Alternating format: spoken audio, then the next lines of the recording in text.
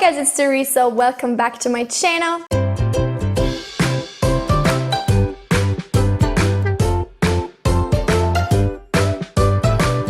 Today I'm going to be talking about some books that I changed my mind about. So basically, after reading them or while reading them, I had one opinion about them, and then over time my opinion has changed. So I thought this would be an interesting video to do. So if you're interested as well, just keep on watching. So the first book that I have changed my mind about since reading it for the first time is, drumroll, Twilight.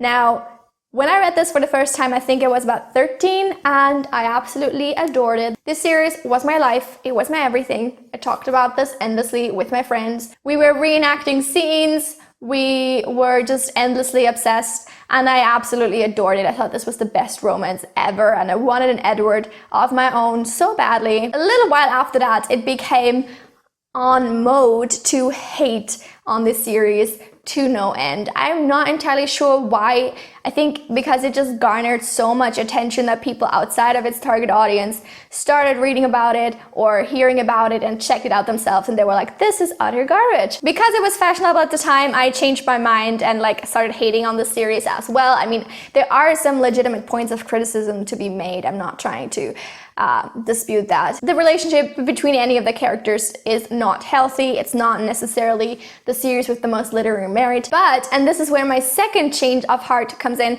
I've realized that this book series is just for a very specific audience, and it fulfills a very specific craving in the readers. Now, while it's not perfect and it has flaws, and even for its audience it could be better, I honestly don't think that the hate it received over the years, and that it still does to some extent, is entirely deserved. I think you could take any series apart with so much scrutiny and you would find similar flaws, or a similar amount of flaws at the very least, and I don't think it's really deserved at this point. I read an interesting article once that talks about how the reason that this is so hated by the mainstream media and just in general is because its target audience is young girls, and that is a kind of demographic that is very looked down upon, I guess, and very belittled, and very well, oh, you know, they're just like 13-year-old girls, like almost as if that's the worst thing that you could call somebody or that you could be. So I think that there's definitely some truth to that.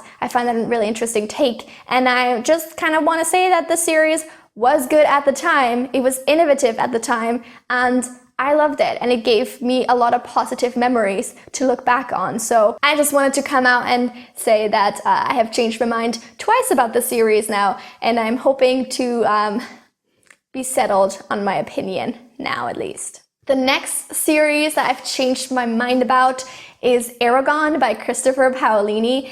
When I read this book for the first time, I read it in German, and I was very young. I just remember that I loved it at the time. I was obsessed with it. I didn't finish the series ever. I only read 3 books, and I think there's 4 now. But I was impressed not only by the story and the characters, I was also impressed with the age of the author, because he was only 18, I believe, when he published this book, and I was just blown away by that. That was the most impressive thing to me ever. So I have not reread this series for probably 10 or 15 years, and I can't say if I would enjoy it now, but hearing everything about it that I have just definitely tainted my memory of it, I guess. I think people say that it's kind of just like Lord of the Rings with like slight alterations, and I don't know, I have not read it in ages, as I've said, and I never really read it in that much detail that I would like be able to make side-by-side comparisons anyway. But if that really is the case, then that makes a lot of sense to me, like why he was able to publish this at only 18 years of age. Like, not to say that you can't be original at 18 years of age, but you're gonna fall back a lot on what you already know. So in that sense, I have, I guess, more so altered my opinion of the author. I again don't know much about him, but both my opinion of him and his books have changed after hearing that is so derivative. And I have also heard people say upon reading it as adults, they were less than impressed by the series. And so I guess retrospectively, I'm just like not sure if it was as great as I thought at the time, but who knows? I kind of don't want to reread them because I don't want to ruin the memory of them even more. The next book I have changed my mind about after reading it was Me Before You by Jojo Moyes. I think this would be on many people's list for this particular topic because I think upon first reading it, many people love this book. It follows a young woman that is tasked with assisting I think he's a quadriplegic. I can't pronounce that word. Quadriplegic? I don't know. He's in a wheelchair. And he needs like round-the-clock care basically, so that's her job. And the two sort of fall in love eventually. It's kind of a love story, it's a romance. At the time of reading it, I was finding it quite romantic, quite cute. I don't think I was like in love with it, but I enjoyed it. But then after I finished the book, I started reading some reviews by people who have some form of disability themselves or are even quadriplegic themselves, and there's just been so much criticism leveled at this book for the ableism, I guess, that it includes, because I mean, I don't want to spoil the book for you if you still want to read it, but there's some definite like ableist vibes coming off of it towards the end that I did not catch on the first time I read it, and it kind of essentially makes it seem like being disabled, being in a wheelchair is like the worst thing in the world that can happen to you, and no matter what, no matter how close you get to happiness, be it through like making meaningful connections to other humans or, you know, finding things that you enjoy doing, no matter what you do, you're entirely incapable of ever reaching that point of complete happiness. And I understand that that's a very harmful message to be sending, like, unless you are fully able, you're incapable of being happy.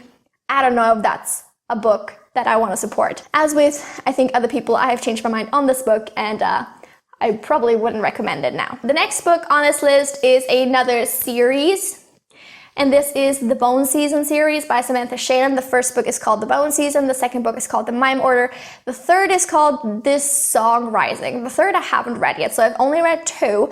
At the time of reading The Bone Season, I absolutely loved it. I think I read it like one or two more times after that. I think I gave it 5 stars every time. I was just obsessed. Basically, it's kind of like a futuristic sci-fi fantasy story set in London in 2059 or something like that, where there are such things as clairvoyance among the population. They're basically people that have like some power, some sort of psychic powers. Those people are basically hunted by the government and put into prison to do hard labor for an elusive alien angel race that have essentially invaded Earth. I still think the premise is super original because I've never read a book like that before. I think she does have a nice writing style, but upon rereading The Mime Order last year, because I was trying to read The Song Rising, I still haven't done it yet, but I kind of still want to. But anyway, upon rereading The Mime Order, I just did not feel that same magic anymore. The book is extremely slow paced. It never really gripped me anymore. For The Mime Order, I ended up changing my rating from 5 stars down to 3 stars upon rereading it. It just did not do the same things for me as it did the first time I read it. It's, as I said, quite slow paced. Nothing really happens. The characters aren't as three-dimensional as I had remembered them being.